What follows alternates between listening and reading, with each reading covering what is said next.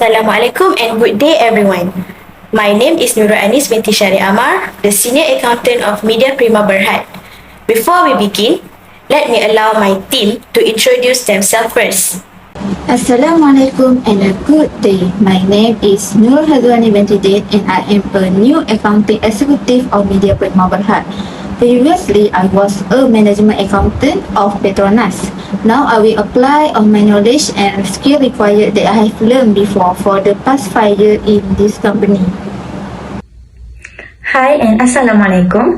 My name is IZZATI binti AHAMAD NAZARI.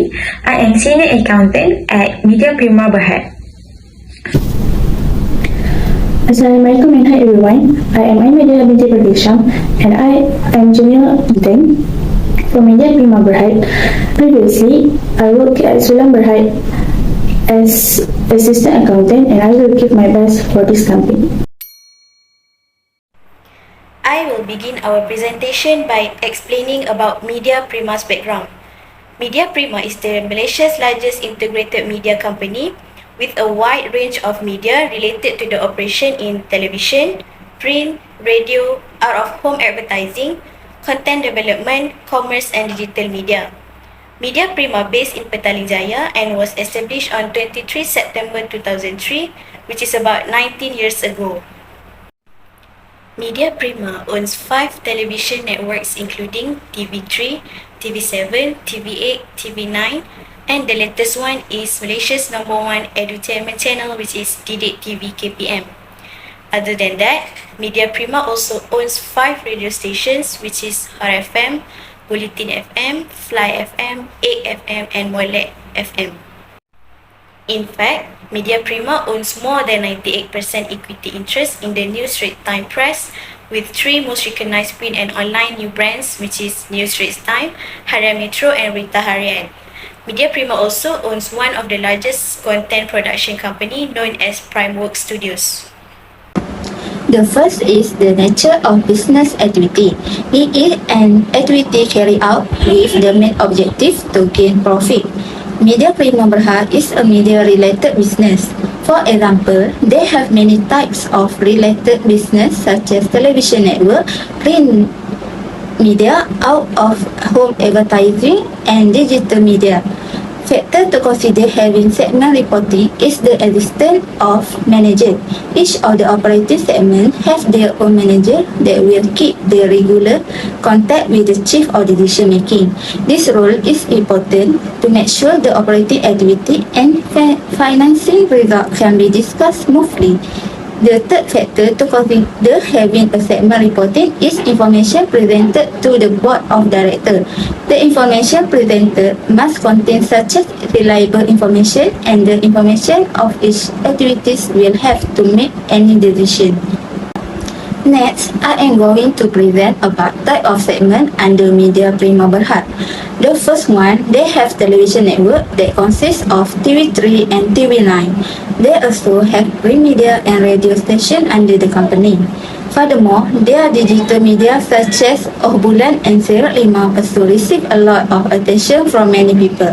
Not to forget, Media Prima Berhad also have their own creation platform, which is Prima Studio. For this slide, I would like to present about the Chief of Decision Making, or shortened as CODM, and its responsibility. Chief of Decision Making is responsible for reviewing management segmental reports. Chief of Decision Making is a function and not necessarily a person. The function is to allocate the resources to and assess the performance of the operating segment. For Media Prima Berhad, the chiefs of decision making consists of board of director and senior management. Here are some of the list of the director and senior management and of Media Prima Berhad. On this part, I will present to you how to reproduce a segmental report step by step. Firstly, we need to identify a reportable segment and non-reportable segment. Second, we need to calculate 10% threshold test and calculate 75% rule test. And lastly, I will show to you the new segmental report. Operating segments that can be recognized as reportable segments to Media Prima Berhad must meet the requirement of quantitative threshold. There are three bases to calculate 10% threshold test, which are revenue, profit or loss, and asset. And these three bases must exceed 10% or more to be recognized as reportable segment. If we are using revenue basis, we must calculate the total revenue from sales to external customer and inter-segments. If we are using profit or loss basis, we have to consider the absolute amount of segments reported profit or loss into the calculation. And lastly, assets basis, which to combine total asset of operating segments of the company. After that, we need to calculate 75% rule test. The company must ensure the total external revenue of reportable segments is equal or more than 75% of the company's total revenue. If the requirement is not met, the company needs to identify additional reportable segments even if they do not meet the 10% threshold until it meets 75% of the company's total external revenue. To compute the 10% threshold test, we need to calculate all operating segments, which are Omnia, Broadcasting, Outdoor Media, Print Media, Digital Media, and Home Shopping by adding up the revenue from external customer with inter-segment revenue. So, the total revenue of all operating segments are 1,686,240 ringgit. By using the formula stated in the working column number 5, I will take the example to calculate the operating segment of broadcasting. In order to get the value of 19.26%, we need to add the external and inter-segment of broadcasting, and then we divided it by the total revenue of all operating segments, which is 1,686,240 ringgit Malaysia, and not to forget to times with 100%. So if the value is equal or more than 10%, it will be classified as reportable segment. Based on our calculations, there are only 4 reportable segments that I highlight in green color, which are Omnia, Broadcasting, Print Media, and Home Shopping, while Outdoor Media and Digital Media will be classified as non-reportable segments. And not to mention that we use revenue method in our calculation to calculate the 10% threshold test for Media Prima Berhad.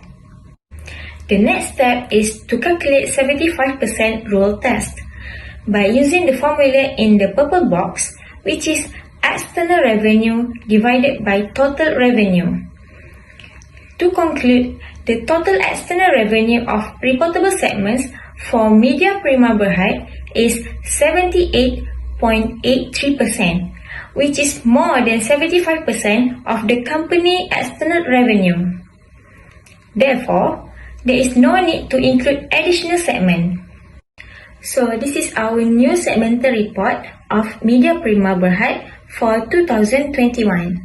Referring to the calculation earlier, the operating segments has been separated into 2 segments.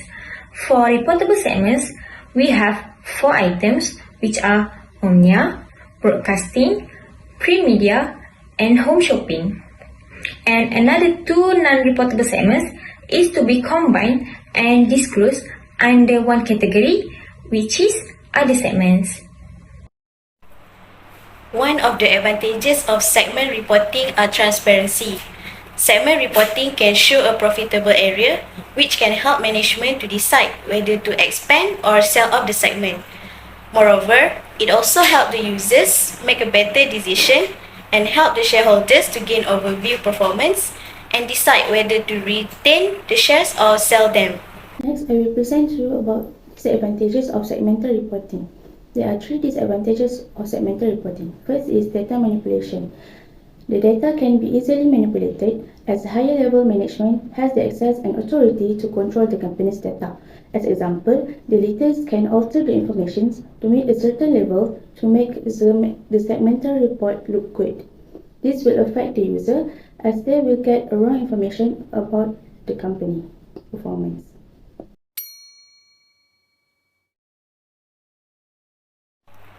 Next part is interim report. I will explain about the basis of preparation of the interim report. It has two bases, which is integral method, and the second one is discrete method. Integral method is prepared based on fraction of annual report, and it is calculated by multiple the amount of annual values with fraction of the reporting period. For example, interim report for a company is prepared for 9 months, so multiply the annual values with 9 months. Moreover, for discrete method, it is prepared on periodical basis. However, in Malaysia, the company is usually use discrete method to prepare the interim report. For media Prima Berhad, the unaudited interim financial statements have been prepared in accordance with FAR570 interim financial reporting as well as paragraph 9.22 of the listing requirements of Bursa Malaysia Securities Berhad. The group's audited annual financial statements, which were prepared in accordance with Malaysian Financial Reporting Standards or MFRS, International Financial Reporting Standards and Malaysia's Companies Act 2016 requirements, should be read in conjunction with the unaudited interim financial statements. The interim financial statements accompanying explanatory notes explain certain events and transactions that are crucial to understanding how the group's financial position and performance have changed since the financial year ended on 31st December 2020. There are two accounting policies that Media Prima Berhad use to prepare interim reporting. First is investment property. Investment property can be defined as land or building or part of a building or both that held for the purpose of earning rental, capital appreciation or both, and not for use for administrative, supply of goods or services or production purpose of sale. Media Prima Berhad measured their investment property at cost less accumulated depreciation, less accumulated impairment loss. The investment properties are depreciated on the straight line basis to allocate their cost to their residual values over estimated useful life. The second accounting policies are leases. Leases is a contract or a part of contract that conveys the right to use an identifiable asset over a period of time in exchange for consideration. Leases are recognized as a right of use assets and a corresponding liability at the date of which the leased assets is available for their use by the group or the company. Lessee needs to recognize assets and liabilities for the right and obligations created by the lease contract. During the financial year, the company has applied the practical expedient to all rent concessions that meet the conditions of MFRS 16 amendments. The first one is change in lease payment results in revised consideration for the lease that is substantially the same as or less than the consideration for the lease immediately preceding the change. The second one is any reduction in lease payment affects only the payment due on or before 30th June 2022. And the last one is no substantive change to other terms and conditions of the lease. Next, type of interim report. So the minimum content that should be present in the interim report is a set of condensed financial statement.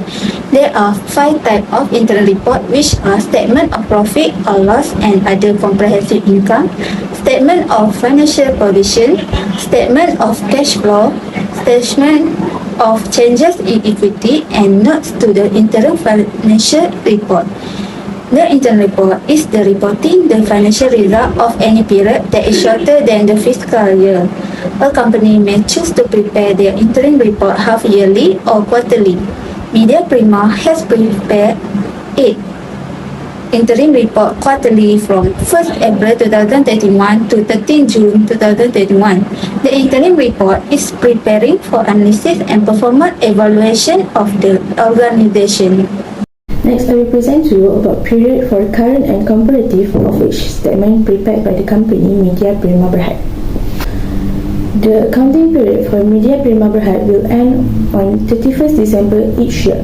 The period for the current and comparative of each statement is prepared by the company according to the MFRS 134, and we will analyze the interim financial report on the fourth quarter, which is 1st October 2021 until 31st December 2021. For statement of profit or loss and other comprehensive income, the current interim for the financial year is 3 months starting from 1st October 2021 until 31st December 2021. The cumulative for year to date is 12 months from the 1st January 2021 until 31st December 2021. Next, the comparative for the other comprehensive income after immediately preceding financial year for current interim is 1st October 2020 until 31st December 2020. And lastly, the comparative SOCI after immediately preceding financial year for year to date is 12 months starting from 1st January 2020 until 31st December 2020. Next, we move to statement of financial position. The current interim for the financial position is 3 months starting from the 1st October 2021 until 31st December 2021. The comparative for financial position end of the year is 12 months starting from 1st January 2020 until 31st December 2020. As for the statement of changes in equity, the cumulative of financial year to date is 12 months starting from the 1st January 2021 until 31st December 2021. The comparative SOCI after immediately preceding financial year to date is 12 months starting from the 1st January 2020 until 31st December 2020. Lastly, for the statement of cash flow, the cumulative of financial year to date is 12 months starting from 1st January 2021 until 31st December 2021. And the comparative of cash flow after immediately preceding financial year to date is 12 months starting from the 1st January 2020 until 31st December 2020. Our group conducts 2 adjustments for Media Prima Berhad. As for the first adjustment, Media Prima Berhad acquired a new building that was used for their new studio on 1st November 2021, amounting 2 million ringgit with a useful life of 10 years using a straight line basis method yearly. We conduct an extra of statement of financial position to show before and after adjustment has been made in the fourth quarter of interim report. As you can see, before the adjustment, property, plant and equipment under non-current asset are amounting 158,603,000 ringgit. There will be an adjustment after Media Prima acquired the new building. To get the new amount, let's see the working one down there. The current amount of PPE, which is 158,603,000 ringgit, should be added with 2 million ringgit.